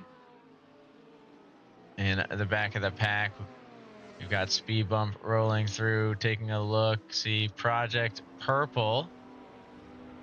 Oh, as Big Dean Energy unfortunately disconnects from the race. That will be one less racer on the grid, as I had a feeling we had some chaos forming. We see the Porsche and the GTR going side by side. Tommy Boy looking for his opportunity to stick with his GTR brethren and make it through the grid. Finds it through relatively safely. I'm going to try and grab from Bot Lando's point of view as the Inferno manages to pass Bullet. Oh, Bullet unfortunately spins out towards the pits. And that's going to put Bullet pretty far down the grid. Has to look for a safe opportunity to rejoin and will find themselves P16. Bot Lando now following the train. Everybody looking for their shot at the Inferno up ahead. So a little less successful lap 1 race 2, I'd say. What about you? You know, we did assume this was going to happen.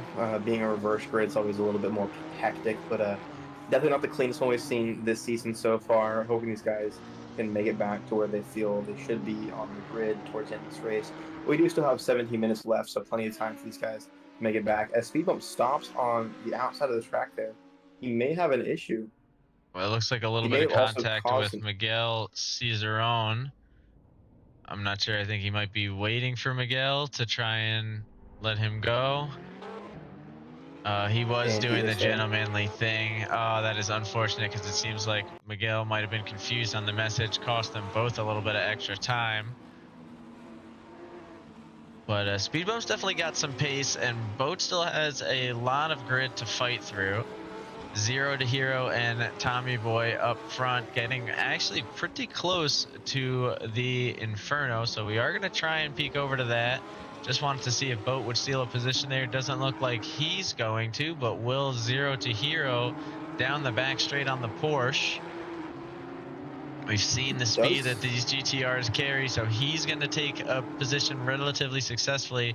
Both of these guys are looking to stay in front of the Porsche. Only one of them needs to, but it looks like a little love tap is going to give both of them the opportunity, as well as put the Porsches side by side and in competition to let a third GTR through into the mix. So whether they planned it or not, we do have a little bit of manufacturer's teammate going on. As Boat works his way through a Porsche and then a BMW, heading into P8. The speed at which this man carries through the grid really does say something. We're going to try and peek in with Bot Lando, front row seat to the Porsche battle in front. This is the battle for the podium right now. We do have a few more packs throughout the grid that we're going to try and peek in with wherever we can. Speed Bump did get the position on Miguel Cicerone and is going to be leading the charge back as we have a GTR podium. I think we might have to give them an extra point this week if they pull this off. Oh, we definitely should. This is definitely a very difficult track for these GTRs. But definitely, it doesn't seem like it's hurting them too much, and I'm excited to see if they can hold on to this this triple podium for the GTRs. It would be quite exciting, but they do still have the menace that is Boat behind, looking for an opportunity. And speaking of, Patchy's been looking for several to try and get past Hunter in front. We've seen that gap close down a few times now. I think we're going to see it once more down this straight. Is this the one that Patchy needs? He is within the draft range and is closing quickly. He might be within range of a dive on this corner here. And it seems like he might be going for it, but does break late. Too late there, and it sends him wide. Gives the Z4 a chance to slide right past, as there's another Z4 coming up behind Patchy, looking to take another position. And that's actually going to be a Project Purple in the Audi not too far behind as well. I think we did actually have a pass up ahead. Seb Bellew went for the side-by-side action with Fuzzy and came out on top. Now looking for the chance at Slay in the Paper Cup Porsche ahead. It seems like one of our Porsches actually had an issue there. The Inferno dropped down from being right next to Slay there in P4 and is back down in P8, giving Boat another position here. Yeah, I'm not sure where that change ended up happening. I do see Seb going for a move. This is where he made the move last time to get the initial spot. And it looks like he's going to take it back. The Porsche is going to look for the switchback, but Seb will cover it off quickly through the left-hander. Boat looking to pick up the pieces if this goes south. but everybody sticks together pretty cleanly. Now the acceleration of the Lamborghini is going to eat the BMW into the chicane, and once more showing that control into the optional uphill.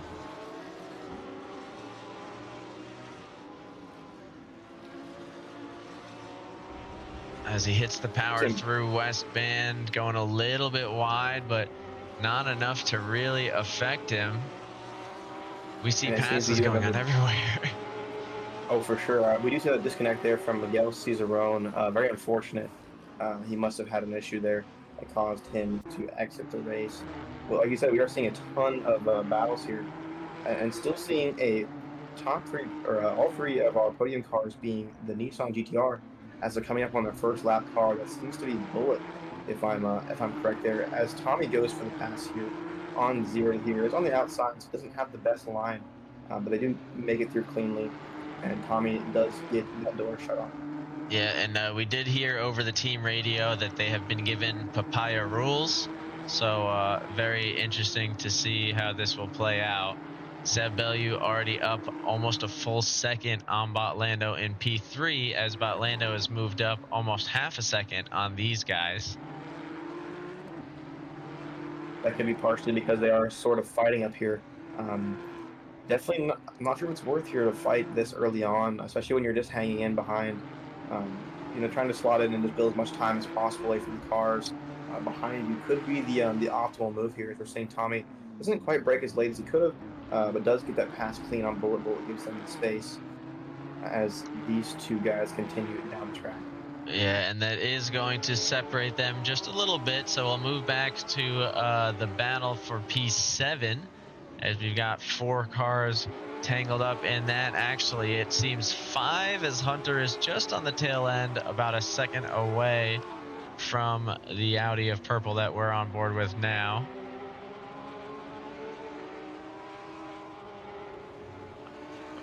Taking a look, does see Boat had a purple sector 1 on his previous lap, putting up a 50.9. So if Seb can't make it through, there's a chance Boat will. 11 minutes remaining still in today's event, which could be still about 12 more laps, I think. Yeah, very close to it at least. I am curious to see if the guys out in front do slow up to make that race 1 lap shorter, as we saw Sebastian do the race prior. Ooh, and we see a little side-by-side action between 2 of the 3 Porsches wrapped up in this battle. So, if you actually looked at the standings for a moment, we had 3 Porsches, 3 Nissans, and 3 BMWs in various spots along the grid. Purple looking for all the opportunities he can get out of here. Gives a little bit of a rub to Patchy, and will continue to push through.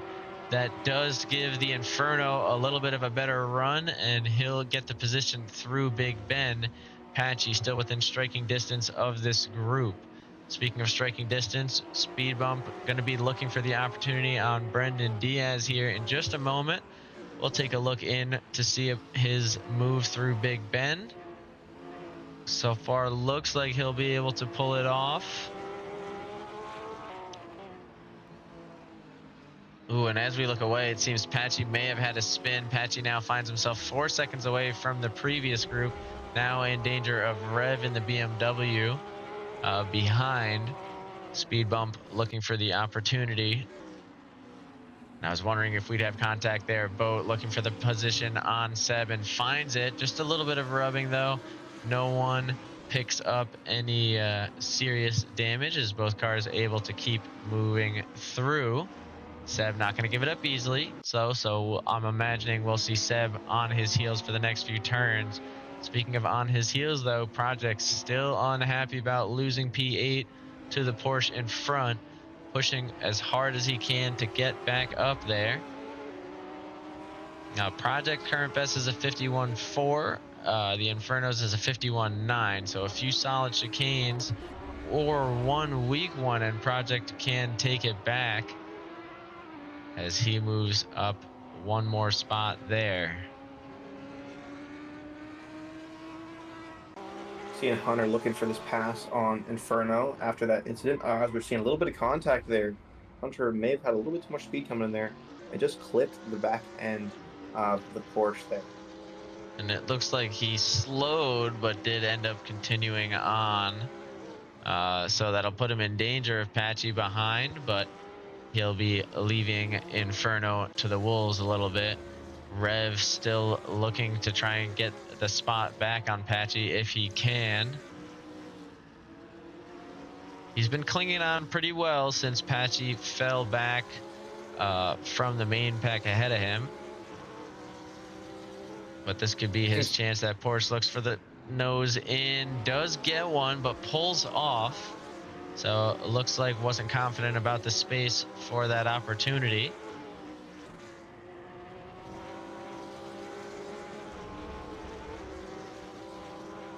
I did see that Tommy did make the pass on 0 to hero. I might be a little bit late on that, but has put us about a 3-second gap in between. We're now seeing Purple making the overtake on Slay there through Big Bend into the left-hander coming up to the chicane. And Speed Bump actually moving into P12. It looks like he's actually in the battle leading up to Patchy almost, or 9 seconds back from it with 6 minutes remaining. Speed Bump now with a ton of open air and a ton of pace. So interesting to see what he'll make do with that. An update as far as the timing goes. Tommy currently capable of a 51.2 as opposed to Boat's 50.8. Boat currently 5 seconds away from Tommy with 6.5 minutes remaining. So if everybody is at their peak performance, Tommy can hold him off. But that will all come down to Tommy. Bot Lando still looking to defend the Nissan GTR podium blockout. Now within 2 seconds behind, or sorry, has a Lamborghini 2 seconds behind him. So he's looking to feed his teammate Zero to the wolves. We'll definitely see they are having a little bit of a battle, giving Boat time to catch up a little bit. He's only 1.3 seconds down. They really need to work together here to keep Boat off of their heels. And more importantly, they need to defend a little bit to give Tommy as much time as they can get. Tommy now ahead of the lap traffic of Bullet in front. We're hearing that Lamborghini is Lamborghini close. creeping up now. Yeah, we're actually going to switch over there just because with the speed down the straight, I would imagine Boat is in the hunt now as this becomes a three-way battle for P2.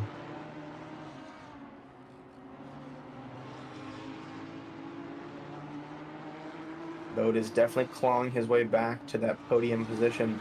We're going to see if the GTR goes for the defense here, but I have to say that he does move back 2 moves there. Definitely a little bit dangerous there. Yeah, that definitely. Not sure what chalk that up to. There definitely was a netcode issue followed by a move right, followed by a move left. So one of them we can forgive. The second one, though, definitely got to be a little bit careful. Although it looks like it didn't worry Boat too much as Boat manages to push through and now only has 1 car separating him and the leader. 2 if you count the traffic. I think that's actually the Inferno. GTRs. It looks like it may be there, but Boat is just eating up these GTRs currently. Could be a tire thing, but this Burcon has looked very, very comfortable throughout this entire race. Has clawed his way back from pretty much the back of the grid. Yeah, absolutely. It's been a great climb as Tommy Boy is going to have to start entering basically defensive mode. I'm not positive, but I believe, is that Tommy up front? It is. So that's Tommy out in the distance. So we're going to get to watch as Tommy Boy has to defend with 4 minutes remaining. Based on their current lap times, I believe it'll be 4 more after he crosses the line, but it could be 3. It all depends on the pace. We're going to glance over to Project Purple, though, looking to move into P6 on the BMW of Fudzy up front. We'll see who takes the better line through the chicane. a relatively similar one, but it seems Project has a little bit of a straighter line, so should have some better acceleration into West Bend and hopefully out of it as well. Into the downhill before the final straight here. Into, I think it is Big Bend in that following right-hand corner. We'll see if Purple can make up the gap here as that Audi is so fast in a straight line. He does go for it, but Fuzzy breaks a little later, which kind of puts him off the track there, giving Purple a free spot. Yeah, and it looks like Purple's going to take that with ease, but is he going to be able to hold on to it with ease is up to Fuzzy. Boat shaved a second off, by the way, within the last minute, so certainly on the pace, but still has to push to make something happen. Boat puts up a new fastest time. Orlando also staying within striking distance of 0 to hero. So as we get into the final moments, we have a few battles left unsolved. Will Boat catch up to Tommy Boy? Will Lando overtake 0 to hero? Will Brendan Diaz overtake Rev 4 or Rev 174? And will Fuzzy get one back from Purple? About 2 minutes remaining. Definitely curious to see what's going to happen here towards the end of the race. But we do see quite a few bigger gaps when it comes to P6 to P5. We're seeing about 12 seconds there. So there's no big issues. I don't think that there's going to be much of a change when it comes to everybody in front of Project Purple. Yeah, I don't believe so. Although it looks like we're going to get a similar showdown to what we had in the last event, as Boat now nearly within a second of Tommy Boy. And we'll see how much he picks up down that straightaway.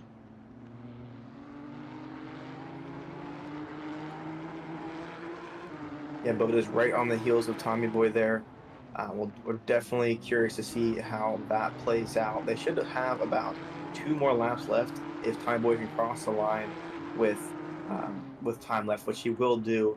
It's going to be. It looks like it's going to be close. I don't think he left. will. No. Yeah, I think this is going to be the last lap here that they're starting.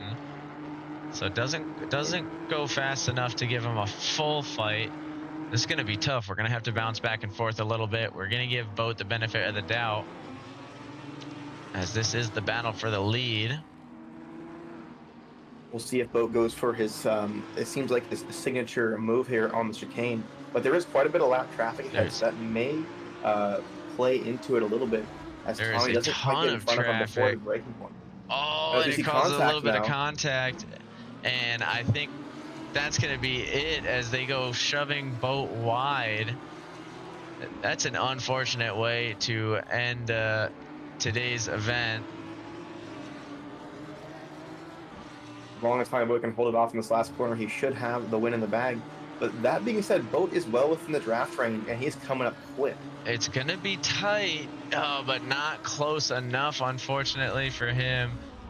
That is an unfortunate way to end the event. Looks like Speed Bump has, I think, a little bit of contact with one of the other racers and finds himself dropping a few places right there at the end. Patchy gonna try and find one more spot here as one of our final battles of the evening. Getting close, but might be pushing a little bit too hard, as they'll fall back on the pace and let Slay scoop up P8 as they finish close behind with a solid P9 overall. Definitely great what we're seeing, as Patchy does not decide to go bowling, as the rest of the guys there are having their fun at the end of the that runoff zone. We're going to see if Hunter does not decide to go bowling either. But that was definitely a very interesting race too. There we saw a lot of big incidents.